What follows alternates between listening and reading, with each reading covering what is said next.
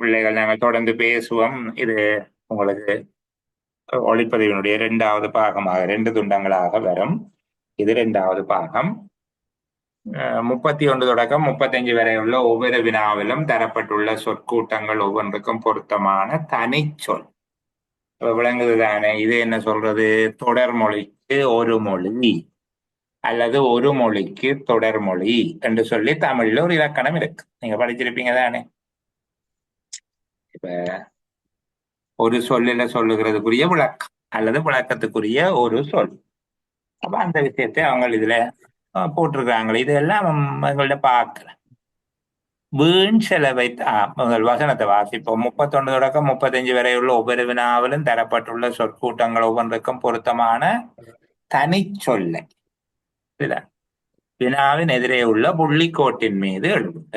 அந்த பிராக்கெட்டுக்கு எழுத சொல்லி இருக்காங்க.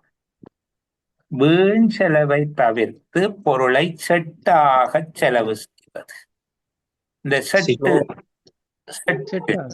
என்றது ஒரு சொல்லு நாங்கள் அதிகம் பயன்படுத்தாத என்ன, ஆனால் இருக்கு தமிழ்ல அப்படி சொற்கள் இருக்கு.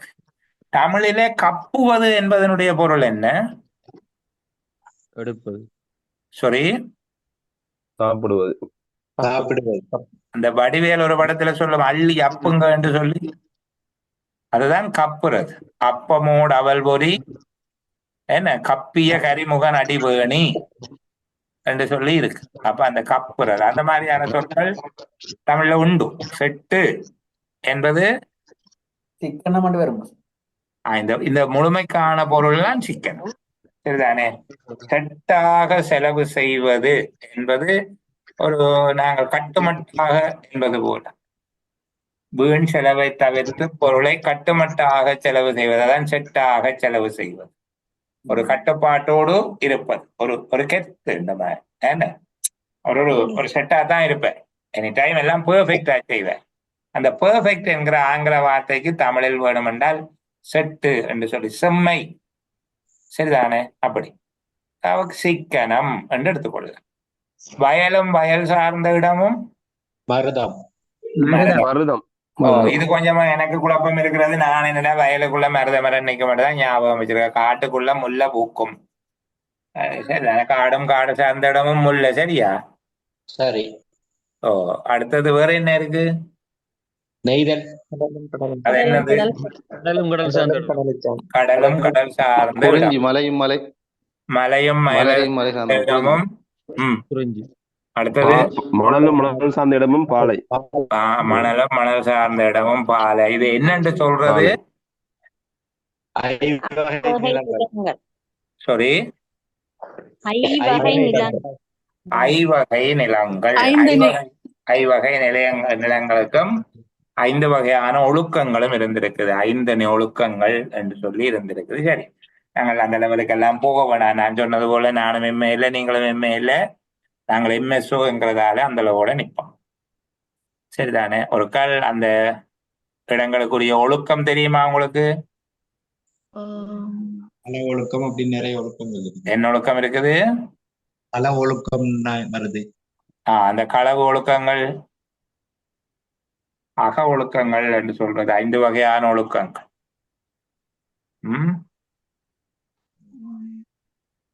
சரி, ஓகே. அதற்காக முடிஞ்சா பார்த்துக் கொள்ளுங்க. அவ்வளவுக்கு வராது, வேணாம். சரியா. இளைப்பாறிய உத்தியோகத்தர் ஒருவருக்கு அவரது கடந்த கால சேவைக்காக மாதாந்தம் கொடுக்கப்படும் பணம் ஓய்வூதியம். சரியான விட. பிரித்தானிய ஆட்சிக்கு உட்பட்டிருந்த நாடுகள் சுதந்திரம் பெற்றதன் பின்னர் பிரித்தானியாவுடன் இணைந்து ஏற்படுத்தி கொண்ட அமைப்பு காமன்வெல்த்துக்கு தமிழ்ல எழுதணும். இந்தியாக்காரன் அதை காமன்வெல்த் என்று எழுதுறான். பொதுநலவாயம் என்று எழுதினாலே காணுமா? பொதுநலவாயம், அதுதான் காமன்வெல்த். இந்தியாக்காரன் காமன்வெல்த். 75வது ஆண்டு நிறைவில் எடுக்கப்படும் விழா பவள விழா. சரியா. 75 ஒரு கால அந்த ஆண்டுகளையும் விழாக்களையும் சும்மா ஞாபகப்படுத்தி விடுங்களே. 25 சார் வெள்ளி விழா. வெள்ளி. 50 பொன் விழா. 25 வெள்ளி சில்வர் ஜூப்ளி என்று சொல்லுவோம். ஓ ம் ம் 50 பொன்விழா 50 பொன் பொன் விழா. விழா. 50 60 பொன் வந்து விழா. வைர விழா இல்லாட்டி மணி விழான்னு சொல்றது. மணி அல்லது வைரமா. 75 தான் பவள விழா. 100 நூற்றாண்டு. நூற்றாண்டு விழா. மற்றது முதலாவது வருஷம் 80ஆம் ஆண்டு கொண்டாடுறது அமுத விழா, நூற்றாண்டு விழா. எத்தனையாவது விழா? அமுத விழா இப்ப முதலாவது காகித 80வது ஆண்டு 80வது அமுத விழா. இவ்வளவு அமுத விழா 80. 80. அது பிறகு முதலாவதுக்கு என்ன விழா? முதலாம் ஆண்டு காகித விழா. காகிதம். பத்தாவது பருத்தியா தகரமா தகரம். தகர விழா என்று இருக்கு. அதுகள் இல்லை. இந்த நீங்க சொன்ன போல 25, 50, 60, 75, 80, 100 இவ்வளவுக்குள்ளையும் காணும். அடுத்த பாருங்க, கொஞ்சம் இலக்கண அறிவை சோதிக்கிறாங்க. உண்மையில இப்ப இந்த பேப்பர் ஒரு நான் சொல்லுகிறது மிக தரமான பேப்பர். தனிய கட்டுரையும் சுருக்கமும் மட்டும்தான் இல்லை, இது எல்லாம் தெரிஞ்சால்தானே ஒருவர் சரியான விதமாக கடிதங்களை வரையலாம். அழகா கேட்டிருக்காங்க பாருங்க. 36 தொடக்கம் 40 வரை உள்ள ஒவ்வொரு வினாவிலும் தரப்பட்டுள்ள வாக்கியங்களுக்கு பொருத்தமான சொல்லை அடைப்புக்குள் இருந்து தெரிவு செய்து இடைவெளியில் எழுதட்டான். இப்ப உங்களை கிரியேட் பண்ண சொல்லி எங்க கீழே அடைப்புக்குள்ள இருந்து எடுத்து எழுத சொல்லியிருக்காங்க. பாடசாலையில் இடம்பெற்ற கலாசார விழாவிற்கு பாருங்க, கலாசாரம் அதுவும் கலாச்சாரம் என்று சில பேர் எழுதுறது. இந்த நாகரீகம் என்பது தவறு நாகரிகம் என்பதுதான் சரி என்பது போல கலாச்சாரம் என்பது தவறு. கலாசாரம் என்ன? கலாச்சாரம் என்பதற்கு ஒத்த சொல் பண்பாடு. ஓகே. பிரமுகர்கள், பல பிரமுகர்கள். சமூகம் அளித்தனர் முதலாவது சமூகம் அளித்திருந்தனர். இலங்கையில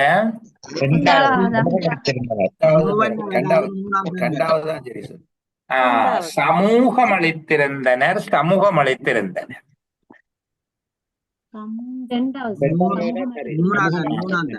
வருகை தந்திருத்தல் என்பது சமூகமா? முதலாவதுதான் சார்.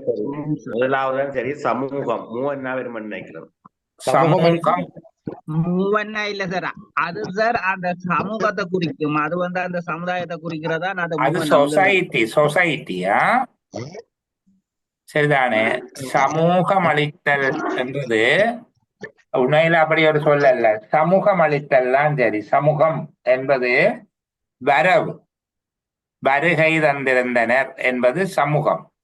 சமூகம் என்பது அதான் அது நாங்க சொல்லுகிற ஒரு சமுதாயம் அல்லது ஆங்கிலத்துல இருக்கிற சொசைட்டி என்கிற வார்த்தைக்கு சமம்.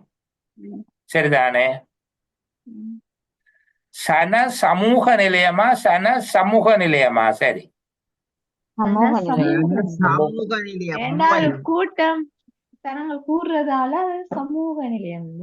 சமூக நிலையம் சமூகத்துல இருக்கிறபடியா உண்மையில சன சமூக நிலையம் தான். சரியா? சன சமூக நிலையம் அதாவது மக்கள் வருகை தருகிற ஒரு இடம் என்கிற பொருள்ல அமைய வேண்டும். ஆனா பல இடங்கள்ல சன சமூக நிலையங்கள் என்றுதான் போடப்பட்டிருக்கு. சரிதானே.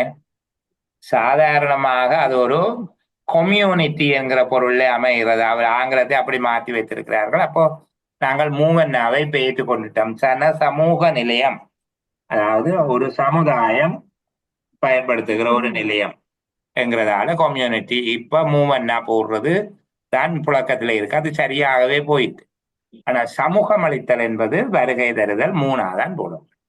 ரெண்டாவது சரியான. வீடுகள் பல வெள்ளத்தில் மூழ்கின. வெள்ளத்தினால் மூழ்கின. வெள்ளத்தில் மூழ்கின என்ன? சரி, வெள்ளத்தினால் என்றா இப்படி இருந்திருக்கணும் அந்த வாசனம் பின்னுக்கு. மூழ்கடிக்கப்பட்டன. மூழ்கடிக்கப்பட்ட. சரிதானே. ஓ, அங்க வெள்ளம் செய்தது வெள்ளத்தினால் மூழ்கடிக்கப்பட்டன. அங்க வேலை செய்தது யாரு? வெள்ளமோ வீடோ? வெள்ளம் வெள்ளம் வெள்ளம். வெள்ளம் இங்க வீடுகள் பல வெள்ளத்தில் மூழ்கின. இங்க சம்பவத்தை செய்தது வெள்ளமோ வீடோ? வெள்ளம். வீடு வீடு. வீடு வீடு வீடுதான் சம்பவம் செய்யுது. சரிதானே? வீடுதான் போய் வெள்ளத்துல மூழ்கி. இங்க எழுவாயாக வெள்ளம் என்பதை போட்டீங்கன்னா இப்படி வரும். செய்யப்படும் பொருளை எப்படி மாத்தணும்? வெள்ளத்தினால் வீடுகள் மூழ்கடிக்கப்பட்டது. இல்ல, வெள்ளம் பல வீடுகளை மூழ்கடித்தது.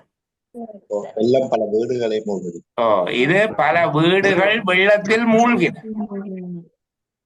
விளங்குதா? யார் இங்க வேலை செய்யணும்ன்றது? அந்த ரெண்டு வசனத்துக்குள்ள வித்தியாசம் விளங்குதானே பிள்ளைகளுக்கு? ஓம் சரி. இங்க வெள்ளத்தை எழுவாயாக மாத்தினீங்கன்னா வீடு செய்யப்படும் பொருளாக மாறிவிடும். அப்ப வெள்ளம் பல வீடுகளை மூழ்கடித்தது. இங்க எழுவாய் வெள்ளம் பயனில மூழ்கடித்தது. செய்யப்படும் பொருளாக பல வீடுகள் வரும். மற்ற பக்கமாக பல வீடுகள் வெள்ளத்தில் மூழ்கின. இங்க எழுவாய் வீடுகள் மூழ்கின என்பது பயனில்லை. அப்ப இங்க மூழ்கின என்றது வெள்ளத்தினால் என்று வரா. எப்படி வரும் சார்? கந்தன் கத்தியால் வெட்டினான். அப்ப கத்தியால் தானே சொல்றோம் சார். ஓ ஓ ஆனால் கந்தன் கத்தியால் வெட்டினான் என்பதை கத்திய எழுவாயாக மாற்ற முடியும். கந்தன் தான் அழுவாய். எழுவாய் இல்ல, அந்த வசனத்தை மாத்தி எழுத இயலாது. கத்திய எழுவாயாக மாத்தினான். ஓ இல்ல, அல்லது கந்தன் கந்தனை கொண்டு விட்டு வைத்தது என்று சொல்லிடாது. இரண்டாவது அது என்ன சொல்றது, அது செயற்படும் நிலையில உள்ளது அல்ல. அது ஒரு கருவி. அதை சொல்லுவாங்க என்னன்னா, ஆண் என்பதற்கு ஒரு விகுதி ஒன்று இருக்குது, கொண்டு வந்து எழுதலாம் என்று சொல்லி. என்ன சொல்லுருவு? கத்தியால் வெட்டினான், கத்தி கொண்டு வெட்டினான் என்று சொல்லி எல்லாம் படிப்போம். அதுல மாத்தலாம். அது இங்க மாத்தலாம். இங்க ரெண்டு பேரும் அகிரணையா இருக்கிறபடியால மாத்தி செய்யலாம். நாடகங்களும் குறைந்தது. சாரி, யாரோ ஏதோ கேட்டாங்க குழந்தையில அவங்க தங்களுக்குள்ள கதைக்கிறாங்க என்று நான் கொண்டு உங்களுடைய இறைச்சலை நிப்பாட்டிட்டு தொடர்ந்து பேசுறேன். ஒவ்வொரு நாட்டிலும் நாடுகளிலும் குறைந்தது 10 வருடங்களுக்கு ஒரு முறையாவது குடித்தொகை மதிப்பீடு நடைபெறுவது உண்டு. நாட்டிலும் ஒவ்வொரு நாட்டிலும். சரியா? சரியா? நாடுகளிலும். ஓ சரி. ஒவ்வொரு நாடுகளில் ஒவ்வொரு நாட்டிலும். சரிதானே? நாடுகளிலும் என்பது தவறானது. சில வேளைகள்ல அந்த வலுவை பொருள் கருதி வலுவமைதியாக ஏற்றுக்கொள்ளப்படுவது உண்டு. உதாரணமாக, ஒவ்வொரு பூக்களுமே சொல்கிறதே என்றொரு பாட்டு இருக்கு. ஒவ்வொரு பூக்களுமே சொல்கிறதே, வாழ்வென்றால் போராடும் போர்க்களுமே. அந்த ஒவ்வொரு பூக்களுமே என்பது ஒரு இசை நிறைவுக்காக அந்த வலு ஏற்படுத்தப்பட்டது. அது வலு அமைதியாக, இசை நிறைவு கருதி அது வலு அமைதியாக ஏற்றுக்கொள்ளப்பட்டிருக்கு. ஆனால் அது இலக்கண ரீதியாக தவறு. ஒவ்வொரு கண்டு வருகிற போது ஒருமையில பதில் வர வேண்டும். ஒவ்வொரு நாட்டிலும். தேசிய விருது பெற்ற பாட்டு. ஓகே. வழங்கியவர் முத்தமிழ் அறிஞர் கருணாநிதி. விலங்கையில வழங்கியவரே முத்தமிழ் அறிஞர் கருணாநிதி. அந்த பாட்டு எழுதினவரா? இல்ல இல்ல, அது பா விஜய். விருது வழங்கின கலைஞர். ஓ ஓ ஓ சரிதானே. என்னென்றால் வைரமுத்து ஆஸ்தான கவிஞர் என்பதால அந்த வலு அமைதியாக ஏற்றுக்கொள்ளப்பட்டது. இப்படி சினிமாவில நிறைய அபத்தங்கள் உண்டு அல்லது இலக்கண தவறுகள் உண்டு. உதாரணத்துக்கு வாலியினுடைய குயிலே இளமாங்குயிலே உன் கூட்டில் இருந்து வெளியில் வந்து பாடு. நான் நினைக்கிறேன் பிரசாந்தனுடைய ஒரு படம் எங்க தம்பியாக இருக்க வேணும். குயிலுக்கு கூடே இல்லை. அது சரி, இரவல் கூட்டுல இருந்துட்டு வெளியில வர சொல்லி கூப்பிட்டாலும் உன் கூட்டில் இருந்து வெளியில் வந்து பாடு போது அது சொற்பிழை மட்டுமல்ல, இலக்கண பிழை மட்டுமல்ல, பொருட்பிழையுமே ஆகிவிட்டது. ஆனால் அது ஏற்றுக்கொள்ளப்பட்டது. சரி, அதை விடுவோம். நாங்கள் எம்எஸ்ஓக்கு படிப்போம். சரிதானே? எம்எஸ்ஓ முடிஞ்சு அடுத்த ப்ரொமோஷனுக்கு படிக்கிற நேரத்துல இன்னும் இப்போதைக்கு இதை படிப்போம். நீ அழைத்ததற்காக வேண்டுமானால் வருகிறேன். வருகிறேன். சரிதானே? இங்கே வருகிறேன் என்பது நிகழ்கால பொருள் தருவது அல்ல. வருகிறேன் என்பது நிகழ்கால பொருள் தருவது அல்ல, எதிர்கால பொருள் தருவது. எதிர்கால பொருள் தருகிறது. ஆனால் அதன் பொருள் கருதி அது வலுவமைதியாக ஏற்றுக்கொள்ளப்பட்டது. அது வலு. நீ அழைத்ததற்காக வேண்டுமானால் வருவேன் என்பதுதான் சரியானது. ஆனால் ஏன் வருகிறேன் என்பதை நாங்கள் ஏற்றுக்கொள்கிறோம்? அவர் வருவார் என்பதை உறுதி செய்யும் விதமாக இருப்பதனால அதை நாங்கள் அந்த வலுவுக்கு அமைதி கண்டுபிடிச்சு வலு அமைதி ஆக்கி கொண்டோம். என்ன? பாண்டவர் ஐவரும் தாயை பணிந்தலும் பழக்க முடியாது. ஐவரும் என்ன? பாண்டவர் ஐவரும் தாயை பணிந்தலும் பழக்க முடியாது. அதானே கிழவி? 5 பேரும் அடிவிடாம சாப்பிடுங்க சொல்லி பிரச்சனையா போனது. ஆளுக்கு ஒரு வருஷம் சாப்பிட வேண்டி வந்தது. இல்லதானே? கிளவி சொல்லி போட்டுன்றதுக்காக 5 பேரும் அடிவிடாம சாப்பிடுங்கோ என்று சம்பவம் நடந்த. சரி, நான் அதுக்குள்ள சம்பவத்துக்குள்ள எல்லாம் போயில விடுவோம். அடுத்தது 41 தொடக்கம் 45 வரையுள்ள ஒவ்வொரு வினாவிலும் தரப்பட்டுள்ள கூற்றுக்கு பொருத்தமான பழமொழியினை போட்டில் எழுதுக. யாருமற்ற அநாதரை எல்லாம் வல்ல இறைவனே துணை நின்று காப்பான். திக்கெட்டவனுக்கு தெய்வமே துணை. அகதிக்கு ஆண்டவன் துணை என்றதை எழுதி வச்சிருக்கிறான். அது தவறானது. என்ன? திக்கற்றவனுக்கு தெய்வமே துணைக்கிறே சரியான பதில். இப்ப விளங்குதா? அந்த மரபுகளையும் கேட்கிறாங்க. இப்ப சில வேளையில இதுக்குரிய மரபு தொடரை எழுதுங்க. ஆபத்து நேரத்தில் உதவி செய்தல் என்பதை மரபு தொடராக எழுதுங்க கேட்டா கை கொடுத்தல், கை கொடுத்தல், தோள் கொடுத்தல், என்ன அந்த மாதிரியாக நீங்கள் எழுதக்கூடியது. அந்த விஷயங்களையும் சோதிக்கலாம். சரி சரி. யாருமற்ற அநாதரை எல்லாம் வல்ல இறைவனே துணை நின்று காப்பான். என்ன சொன்னீங்க? திக்கெட்டவனுக்கு தெய்வமே துணை.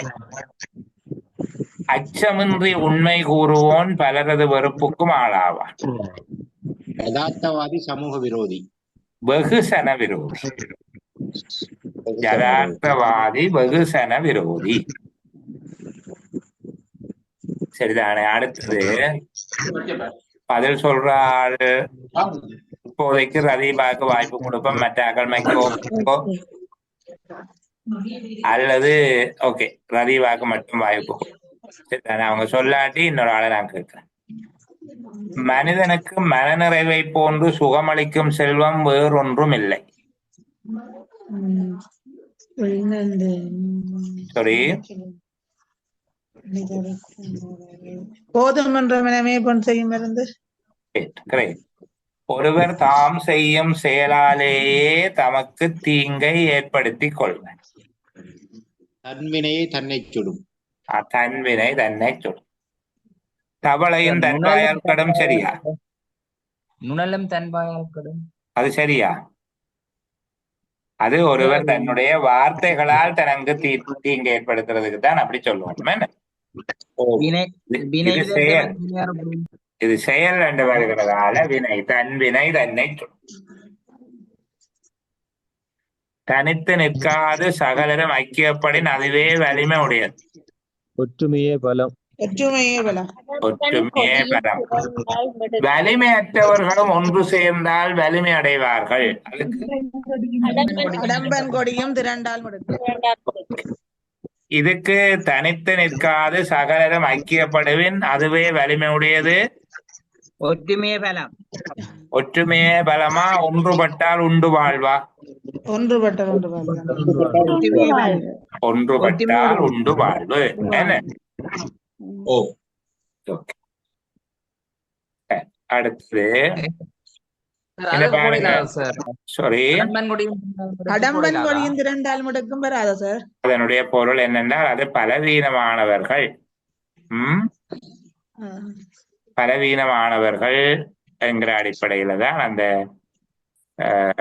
பொருள் அமையும். அடம்பன் கொடி என்றது என்னன்னா கையில தொட்ட கையோட வந்துருமா. ஆனால் அது 2-3 சேரமாக இருந்தால் இழுத்து புடுங்கலா. அதான் அந்த அடம்பன் கொடியின் திரண்டால் மடுக்கு. அப்ப பலவீனமானவர்களும் ஒன்று சேர்ந்தால் பலமடைவார்கள் என்ற பொருள் அமையோடும் அதுக்கு. சரிதானே? சரி, அடுத்த பாருங்க. ஒரு பந்து தந்து போட்டு அதுல கேள்வி கேட்டிருக்கிறாங்க. என்ன, எத்தனை கேள்வி கேட்டிருக்காங்க?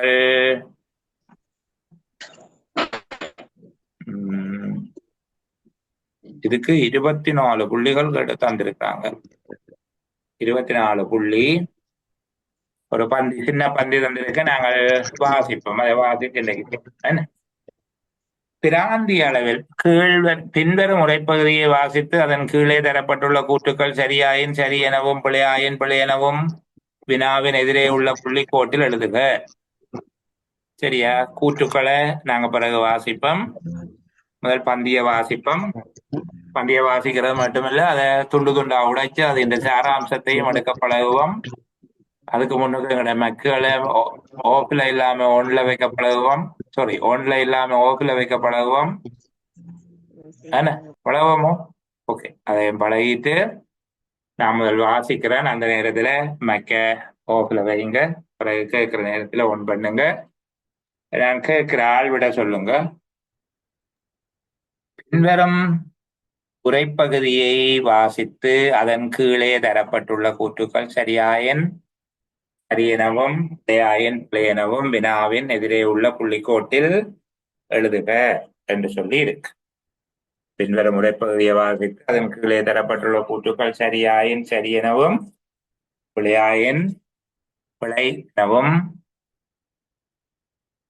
வினாவின் எதிரே உள்ள புள்ளிக்கோட்டில் எழுதுக. பிராந்திய அளவில் சமநிலையான வளர்ச்சி அடைவதற்கு உதவும் வகையில் பிராந்தியங்களுக்கு இடையிலான இணைப்பை மேம்படுத்துவதற்கான அரசாங்கத்தின் பொறுப்பை நிறைவேற்றும் விருப்பை காண்பிக்கும் வகையில் 2011 போக்குவரத்து துறை குறிப்பிடத்தக்க முன்னேற்றத்தை அடைந்தது.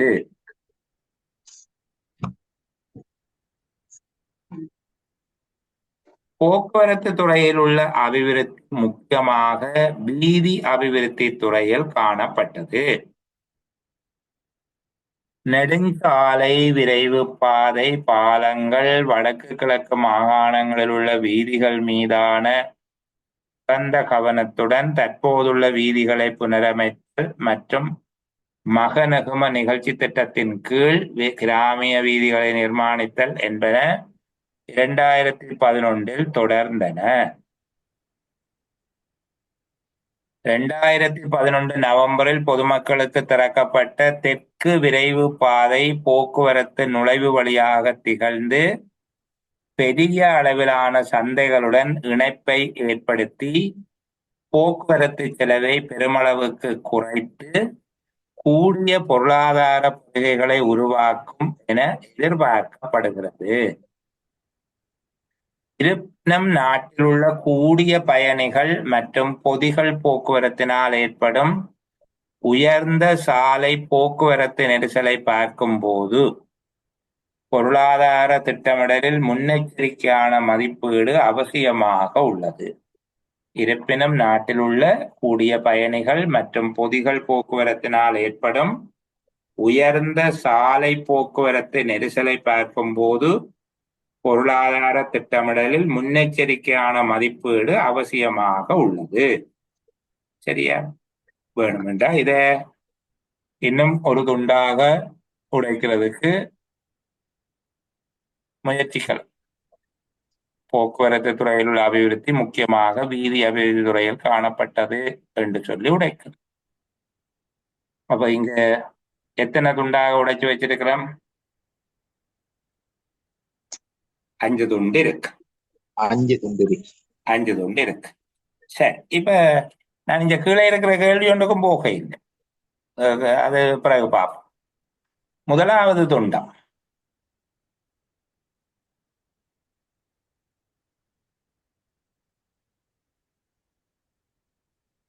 போக்குவரத்து துறை முன்னேற்றம் அடைதல் காரணமாக ஏற்படத்தக்க விளைவுகள் ஒரு சங்கிலி தொடராக காட்டப்பட வேண்டுமாக இருந்தால், போக்குவரத்து துறையில் ஏற்படுகின்ற முன்னேற்றம் நிகழ்த்தக்கூடிய மாற்றங்களை ஒன்றன் பின் ஒன்றாக அல்லது ஒன்றிலிருந்து ஒன்றாக எழுத வேண்டுமாக இருந்தால் எப்படி எழுதுவீர்?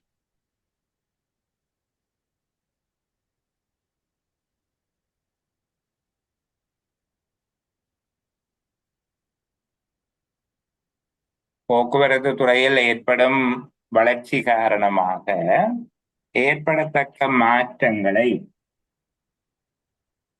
ஒன்றன் பின் ஒன்றாக அது நிகழும் ஒழுங்கில் எழுதுவதாக இருந்தால் எப்படி எழுதுவீங்க? சமநிலை வளர்ச்சி, பிராந்திய வளர்ச்சி, அரசாங்கம். என்ன அப்படி சொல்ல போறீங்க? சமநிலை வளர்ச்சியிலிருந்து பிராந்திய வளர்ச்சி அடைந்து. என்ன சமநிலை வளர்ச்சி என்றால்? சமநிலை வளர்ச்சிக்கு உதவுது இல்லை சார். அதால பிராந்திய வளர்ச்சி அடையுது. பிராந்திய அளவில் சமநிலையான வளர்ச்சி, அது என்னது?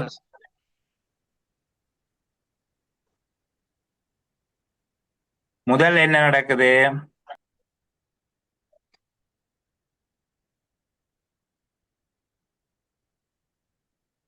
முதல் போக்குவரத்து துறை முன்னேற்றம் அடைகிறதால. முதலாவது போக்குவரத்து துறை முன்னேற்றம், அதனால என்ன நடக்கும்? வளர்ச்சி என்ன நடக்கும்? பிராந்திய ரீதியான சமநிலை வளர்ச்சி அடைகிறது. பிராந்தியங்களுக்கு இடையில இணைப்பு ஏற்படும். பிராந்தியங்களுக்கு இடையில இணைப்பு ஏற்படுகிறேன்டா என்ன கருத்து? ஒவ்வொரு நகரங்களும் இதற்கு இடையிலான தொடர்புகள் ஏற்படுது.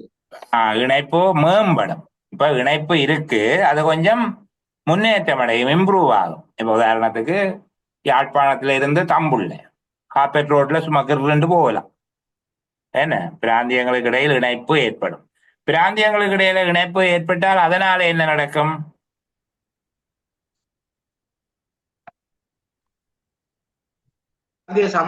பிராந்தியங்களில் சமநிலையான வளர்ச்சி. பிராந்தியங்கள்ல சமநிலையான வளர்ச்சி, அதாவது ஒரு பிராந்தியம் முன்னேறி ஒரு பிராந்தியம் முன்னேறாம இருக்காது. நல்ல டிரான்ஸ்போர்ட் இருக்கிறபடியா இங்க இருந்து தொழிலாளருடன் அங்க போவாங்க, அங்க இருந்து தொழிலாளர் இங்க வருவாங்க. இங்கத்தை உற்பத்திகளை உடனடியாக மற்ற இடத்துக்கு கொண்டு போகலாம், மற்ற இடத்து உற்பத்திகள் உடனடியாக இங்க கொண்டு. அப்ப எல்லா பிரதேசங்களும் ஒரு சீரான வளர்ச்சி அடையும். விளங்குதா? இப்போ இதுகளுக்குள்ள இப்படி கேள்வியில கொஞ்சம் உங்கள்ட்ட உடைச்சு கேட்கலாம். போக்குவரத்து துறை முன்னேற்றம் காரணமாக ஏற்படும் உடனடி விளைவு என்ன? இங்க உடனடி விளைவு என்ன? சமநிலை வளர்ச்சி. பிராந்தியங்களுக்கு இடையிலான பிராந்தியங்களுக்கு இடையில் இணைப்பு ஏற்படும். பிராந்தியங்களுக்கு இடையில இணைப்பு ஏற்படுவதால ஏற்படுகிற மாற்றம் என்ன? பிராந்திய அளவில் சமநிலையான பிராந்தியங்களுக்கு இடையில சமச்சீரான வளர்ச்சி. எல்லா பிராந்தியங்களும் ஒரே சீராக வளர்ச்சி அடைதல். விளங்குதா? இப்ப கவனிங்க, இதுல ஒரு காரண காரிய தொடர்பு என்று சொல்லி ஒரு விஷயம் இருக்கு. போக்குவரத்து துறையில் ஏற்படும் முன்னேற்றம் பிராந்தியங்களுக்கு இடையில் இணைப்பு அதிகரித்தல் என்பவற்றுக்கு இடையில காணப்படுகிற தொடர்பு எவ்வகையானது? எது காரணம், எது காரியம்? போக்குவரத்து துறை முன்னேற்றம் பிராந்தியங்களுக்கு இடையில் இணைப்பு அதிகரித்தல், எது காரணம், எது காரியம்?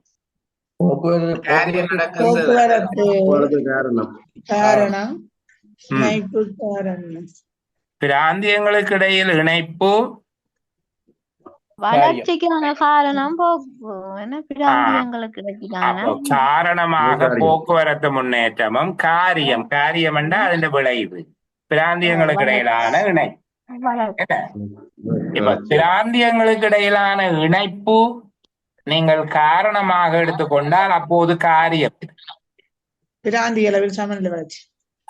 பிராந்தியங்களுக்கு இடையில் சமநிலையான வளர்ச்சி ஏற்படுவது. இது விளங்குதா உங்களுக்கு? காரண காரிய தொடர்பு. இந்த மூன்றுக்கும் இடையில நேர்கணியமான தொடர்பு இருக்குதா, எதிர்கணியமான தொடர்பு இருக்குதா? நேர்கணியமான இந்த நேர்கணியமான தொடர்பு கொண்டா என்ன? ஒன்று அதிகரிக்கிற போதும் மற்றது அதிகரிக்க வரும். அது நேர்கணியமான தொடர்பு. சாதகம் பாதகத்தை பற்றி நீங்க யோசிக்க தேவையில்லை. நேர்கணியம் என்றால் சில நேரங்கள்ல அதுல பாதகமான தொடர்பும் ஏற்படலாம். சரிதானே? இப்போ அதிக மழை வீழ்ச்சி ஏற்படக்கூடிய அனர்த்தம் அதிகம். இங்க நேர்கணிய தொடர்பு இருக்குது. ஆனால் சாதகமோ பாதகம். சரிதானே? மழை வீழ்ச்சி குறைவடைதல், நெல் உற்பத்தி குறைவடைதல். இங்க என்ன தொடர்பு இருக்குது? பாதகமான தொடர்பு. பாதகம் சாதகமும் நேர்கணியம் எதிர்கணியமும் ஒன்று இல்லை. அது விளங்குது தானே உங்களுக்கு? சில வேளைகள்ல இப்போ சுகாதார நடவடிக்கைகள், தொற்று நோய்கள் பரவுதல், இந்த ரெண்டுக்கும் இடையில என்ன தொடர்பு இருக்கும்? சுகாதார நடவடிக்கைகள், தொற்று நோய் பரவும் அளவு, இந்த ரெண்டுக்கும் இடையில என்ன தொடர்பு இருக்கும்? எதிர்கணிய தொடர்பு இருக்கும். எதிர்கணிய தொடர்பு இருக்கும். சுகாதார நடவடிக்கைகள் அதிகரிக்க அதிகரிக்க தொற்று நோய் பரவுற அளவு குறையும். ஆனால் சாதகமான தொடர்போ பாதகமான தொடர்போ? சாதகமான தொடர்பு இருக்கும். இப்ப உங்களுக்கு விளங்குது தானே? சில வேளை அப்படியெல்லாம் கேட்பான் உங்கள்கிட்ட. சாதகமான தொடர்பு, பாதகமான தொடர்பு, நேர்கணிய தொடர்பு, எதிர்கணிய தொடர்பு, காரண காரிய தொடர்பு, காரிய காரண தொடர்பு. காரிய காரண தொடர்புண்டா முன்னுக்கு என்ன எழுதப்பட்டிருக்கணும்? பிராந்திய அளவில் சமநிலை வளர்ச்சியும் போக்குவரத்து துறையில் முன்னேற்றமும் என்று எழுதப்படுமாக இருந்தால் இப்போ காரிய காரண தொடர்பு. விளங்குதா சொல்றது? பிராந்திய சமநிலை வளர்ச்சியும் போக்குவரத்து துறை முன்னேற்றமும், இது காரிய காரண தொடர்பு.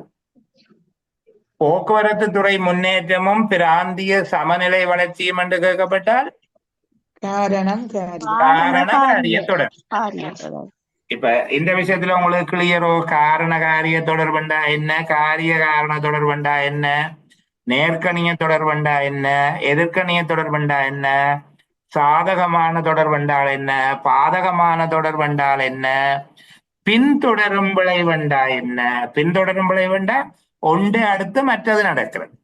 போக்குவரத்து துறையில் முன்னேற்றம், பிராந்தியங்களின் இணைப்பு மேம்படுதல், பிராந்தியங்களில் சமநிலையான வளர்ச்சி, இது பின்தொடரும் தொடர்பு. விளங்குதானே சகோதரங்கள்? விளங்குதா இந்த ஏரியா? சரியா? இப்ப இப்படி எல்லாத்தையும் நாங்க பார்த்து வைக்கணும். சொல்லுவோம் அப்படி கேட்டு விட்டா நாம கொஞ்சம் விஷயம் புதுசா சும்மா இதுல இருக்கிற கேள்விக்கு இப்படியே படிச்சுட்டு போறதில்லை. இந்த கேள்வி வரவே போறதில்லை தானே எங்களுக்கு. சரியா? Okay, thank you. அடுத்தது போக்குவரத்து துறையில் உள்ள அபிவிருத்தி வீதி அபிவிருத்தி துறையில் காணப்பட்டது. இப்ப நீங்க யோசிங்கோ, இந்த போக்குவரத்து துறையின் அபிவிருத்தி என்பது வீதி அபிவிருத்தி துறையின் ஒரு பகுதி என்று சொல்லப்பட்டால், போக்குவரத்து துறையின் அபிவிருத்தி என்பது வீதி அபிவிருத்தியின் ஒரு பகுதியாகும் என்று சொல்லப்பட்டால் இந்த கூற்று சரியானதா தவறானதா? திருப்பி சொல்றேன்.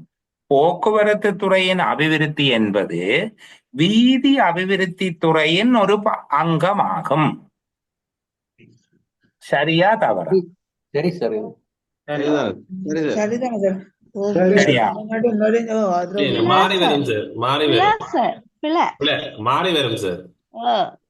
போக்குவரத்து துறையின் அபிவிருத்தி என்பது வீதி அபிவிருத்தியின் ஒரு அங்கம் என்று சொல்லப்பட்டா எது பெருசு எது சின்ன? போக்குவரத்து போக்குவரத்து பெருசு. அதுல இல்ல வீதி இல்ல நான் அபிவிருத்தி சொல்லுகிறது அவர் அப்படி சொல்லேக்குள்ள சொல்லுகிற கூற்றின்படி எது பெருசு எது சின்ன கூட்டுப்படி மாறித்தான் சொல்றாரு. இல்ல மாறி. எது பெருசுன்னு அவர் சொல்றார். போக்குவரத்து பெருசுன்னு சொல்றாரு. வீதி அபிவிருத்தி ஒரு முக்கியம். கவனிங்கோ, போக்குவரத்து துறையின் அபிவிருத்தி வீதி அபிவிருத்தியின் ஒரு அங்கமாகும். வீதி அபிவிருத்தி பெருசுன்னு சொல்றாரு சார். வீதி அபிவிருத்தி வீதி பெருசு அபிவிருத்தி பெருசு, போக்குவரத்து சின்ன. ஓ, ஆனால் உண்மையிலே அது எப்படி வரணும் அந்த வசனம்? போக்குவரத்து பெருசாக வீதி அபிவிருத்தி சிரிக்கிறதா? அப்ப வீதி அபிவிருத்தி என்பது போக்குவரத்து துறை அபிவிருத்தியின் ஒரு அங்கம் என்பதுதான் சரியான வார்த்தை, சரியான வசனம். ஆமாம் சார். விளங்குதா சொல்றது? இப்படி உங்களுக்கு பொருள் மயக்கம் தரக்கூடிய வசனங்களை தந்து போட்டு சரி விளக்கப்பா, நீங்க சரி என்றுதான் எழுதுவீங்க. விளங்குதா நான் சொல்ற இடம்? விளங்குதா பிள்ளைகள்? போக்குவரத்து துறையினுடைய அபிவிருத்தி ஒரு பெரிய விஷயம். அது ரயில்வே வரும், விமானம் வரும், கப்பல் வரும், எல்லாம் வரும். அதுல வீதி அபிவிருத்தி ஒரு சின்ன விஷயம். மாறி வீதி அபிவிருத்தி துறையின் ஒரு அங்கம் தான் போக்குவரத்து துறையின் முன்னேற்றம் என்று சொன்னால் அது பிழையான கூற்று. புரிஞ்சு கொண்டீங்களா? சரி, 2011 தொடர்ந்த அல்லது நடைமுறைப்படுத்தப்பட்ட எத்தனை கருத்திட்டங்கள் இங்க சொல்லப்பட்டு?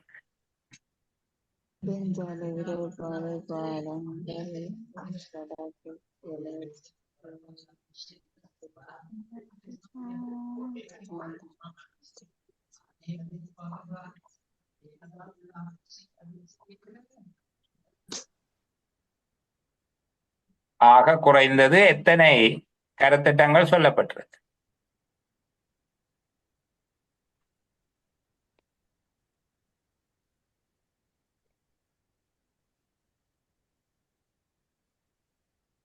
ரெண்டாயிரத்தி 11 தொடர்ந்தவை என்று எத்தனை சொல்லப்படும்?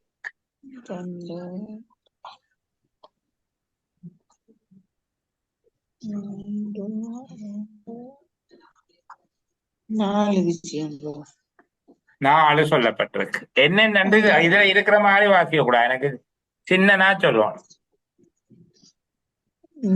விரைவு பாதை அமைத்தல், 1 விரைவு பாதை, பாலங்கள் அமைத்தல், 2வது பாலம்,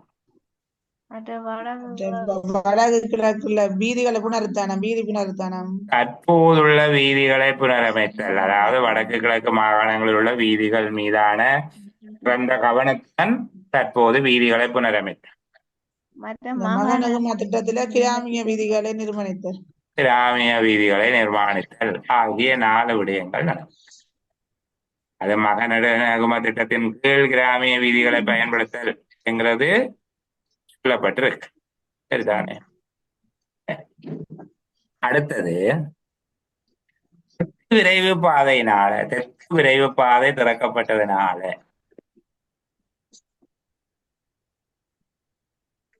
ஏற்பட்ட விளைவுகள் எத்தனை சொல்லப்படுது? எதிர்பார்க்கப்படும் விளைவுகள். தெற்கு விரைவு பாதை திறக்கப்பட்டதுனால ஏற்படத்தக்க விளைவுகள் எத்தனை சொல்லப்படுது?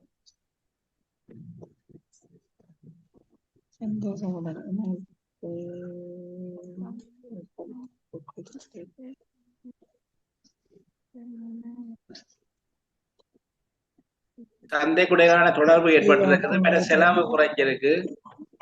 பெரிய அளவிலான சந்தைகளுடன் இணைப்பு ஏற்படுதல், செலவுகள் குறைஞ்சிருக்கு, போக்குவரத்து செலவு குறைவடைதல், பொருளாதார வளர்ச்சி ஏற்பட்டிருக்கு. பொருளாதார நன்மைகள், பெருகைகள் என்றா அதனால கிடைக்கிற அச்சீவ்மெண்டா பொருளாதார பெருகைகள் உருவாக்கும்.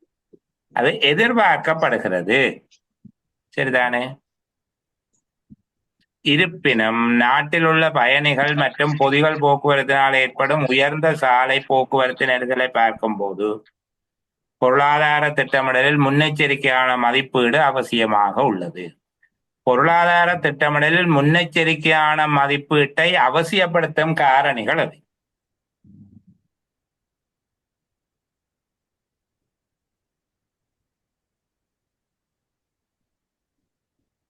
பொருளாதார திட்டமிடலில் முன்னெச்சரிக்கையான மதிப்பீட்டை அவசியமாக்கும் காரணிகள் அவை. போக்குவரத்து நெரிசல், கூடிய பயணிகள் மற்றும் கூடிய பயணிகள் பொதிகள் கூடிய பதிகள் பொதிகள் போக்குவரத்தினால் ஏற்படும் உயர்ந்த சுருக்கமா ஒரு லைன்ல ஒரு வரியில சாலை போக்குவரத்து நெரிசல். பயணிகள் மூலம் பொதிகள் போக்குவரத்து. வீதி போக்குவரத்து நெரிசல் அல்லது உயர்ந்த அளவிலான சாலை போக்குவரத்து நெரிசல். அது பயணிகளும் பொதுகளும் பயணம் செய்யணும். அது வேற. இந்த ரோட்ல இருக்கிற டிராபிக் என்ன டிராபிக் நம்ம பார்க்க உயர்ந்த சாலை போக்குவரத்து நெரிசல் தான் பொருளாதார திட்டமிடலில் முன்னெச்சரிக்கையான மதிப்பீட்டு அவசியப்படுத்துகிறது. இது எல்லாம் ஏன் பார்க்கிறோம்டா கீழே அந்த கேள்வி இருக்க இல்லையாண்டு இல்லை. நாங்கள் ஒரு பந்தியை புரிந்து கொள்வதற்கு தொடர்ந்து பிராக்டிஸ் பண்றோம். படிக்க படிக்க படிக்க சொல்லுவார்கள். எவ்வளவுக்கு நீங்கள் பழக்கம், எவ்வளவு தூரம் நீங்க பழகுறீங்களோ அந்த அளவுக்கு வாசிக்கிற போது எனக்கு இந்த பிள்ளைகள் சொல்லுவாங்க. இந்த ஓப்பன் எக்ஸாம் எழுதுற பிள்ளைகள் போயிட்டு SLAS SLPS அந்த பிள்ளைகள் சார் நான் மண்டபத்துல பேப்பர் வாசிக்கிற போது நீங்கள் எங்களோட சேர்ந்து வாசிச்சீங்க, அப்படி உடைச்சு வாசிக்கிறதுக்கு நாங்க அப்படித்தான் பழகினோம் என்று சொல்லி.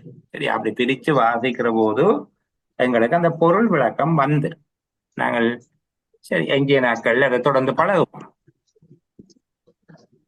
பிராந்தியங்களுக்கு இடையிலான போக்குவரத்து இணைப்பு பிராந்திய சமநிலை வளர்ச்சிக்கு உதவும். சரி என்று எழுதுவோம். 2011 போக்குவரத்து துறையின் அபிவிருத்தி வீதி போக்குவரத்து துறையில் மட்டும் காணப்பட்டது. அங்க சொல்லி இருக்கு. அதுல போக்குவரத்து துறையில வீதி போக்குவரத்து துறை முக்கியமானதாக இருந்தது. அவ்வளவுதான். என்ன போக்குவரத்து துறையில் அபிவிருத்தி முக்கியமாக வீதி அபிவிருத்தி துறையில காணப்பட்டது என்றால் வீதி அபிவிருத்தி துறையில் மட்டுமன்றோ போட்டிருக்கிறாங்க. பிராந்தியங்களுக்கு இடையிலான போக்குவரத்து இணைப்பை மேம்படுத்துவது தனியார் துறையின் பொறுப்பாகும். இங்கே அதை பற்றி சொல்லாதபடியால இல்லை. என்ன நெடுஞ்சாலை என்பது நீண்ட அகன்ற பிரதான வீதியை குறிக்கும். நாங்கள் நினைக்கிறோமோ. மகநகும திட்டத்தின் கீழ் கிராமிய வீதிகளை நிர்மாணித்தல் 2011 ஆரம்பிக்கப்பட்டது. சரியா? 2011 தொடர்ந்தன ஆரம்பிக்கப்பட்டது இல்ல. தொடர்ந்தன அதின் பொருள் என்ன? நடந்து கொண்டிருக்குது. முதலே தொடங்கிட்டு கவனமா. இப்படி எல்லாம் அதுல நுணுக்கமான கேள்விகள் இருக்குது. ஆரம்பிக்கப்பட்டதில்ல. 2011 தொடர்ந்தன என்ற கருத்து முந்தைய தொடங்கிட்டு இப்ப கண்டினியூ. சாரி, 2011 ஆரம்பிக்கப்பட்டது. பந்தியில என்ன சொல்லி இருக்குமா? வாசிங்க.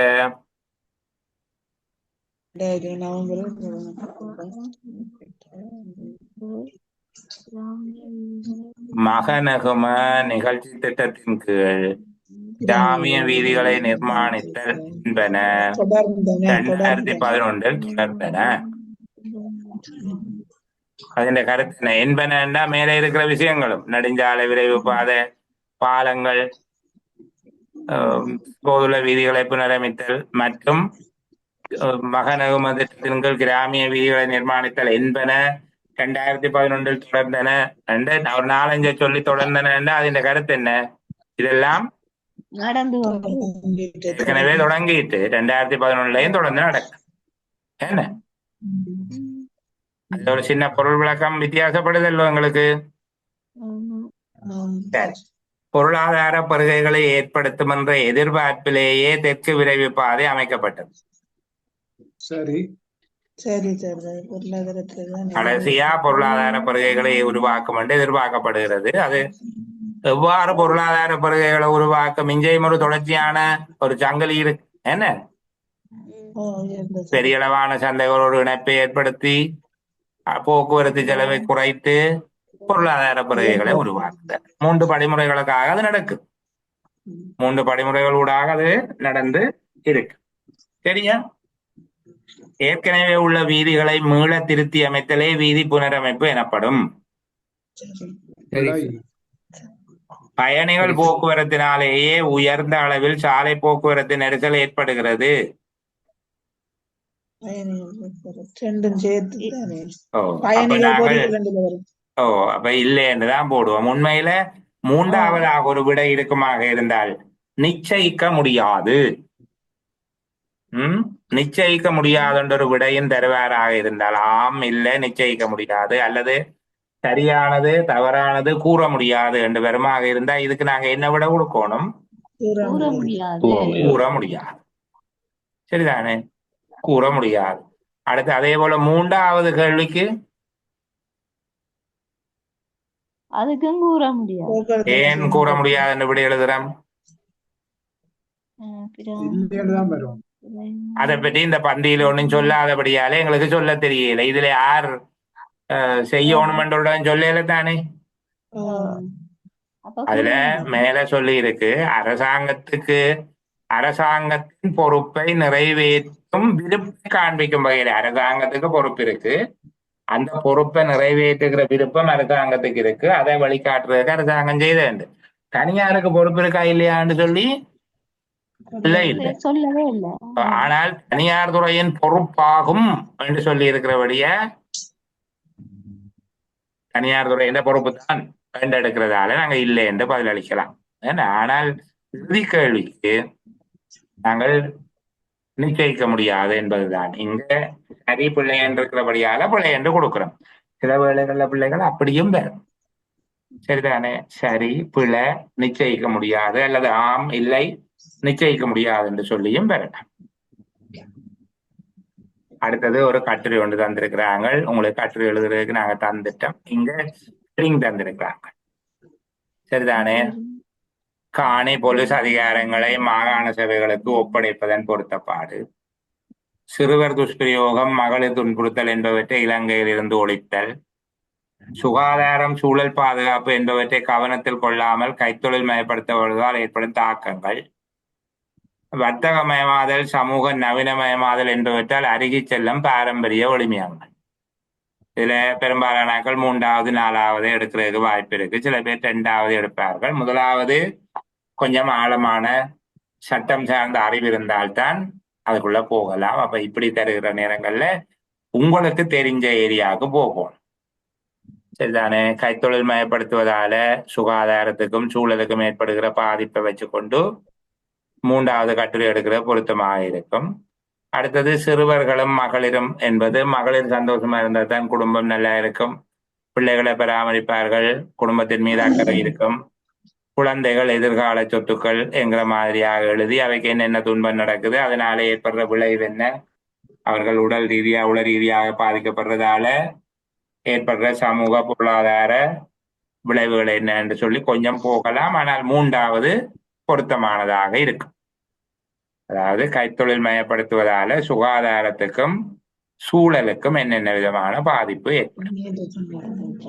இந்த வகையில ஒரு கட்டுரை எப்படி எழுதுறது என்று நான் 2 நாள் சொல்லிட்டேன். இனி உங்களோட முயற்சியோட கொஞ்சம் செய்து பாருங்க. உங்களுக்கு ஏதேனும் இதை பற்றி கேட்க வேணும் அப்படின்னு யோசிச்சா பிள்ளைகள் வருகிற நாட்கள்ல பின்னேரம் 5 மணியில இருந்து அல்லது 5 மணியில இருந்து ஒரு 6 மணிக்குள்ள நீங்கள் விரும்பினா தொலைபேசியில எடுத்து கேட்கலாம். அல்லது இன்னொரு காரியம் செய்யலாம், வாட்ஸ்அப்ல வாய்ஸ் மெசேஜ் போட்டால் நான் கேட்டுட்டு அதுக்குரிய பதில எனக்கு பொருத்தமான நேரத்துல போட்டு. சரியா? அப்போ எல்லார்ட்டையும் என்னுடைய வாட்ஸ்அப் நம்பர் இருக்குது என்று நான் நினைக்கிறேன். 0777671 778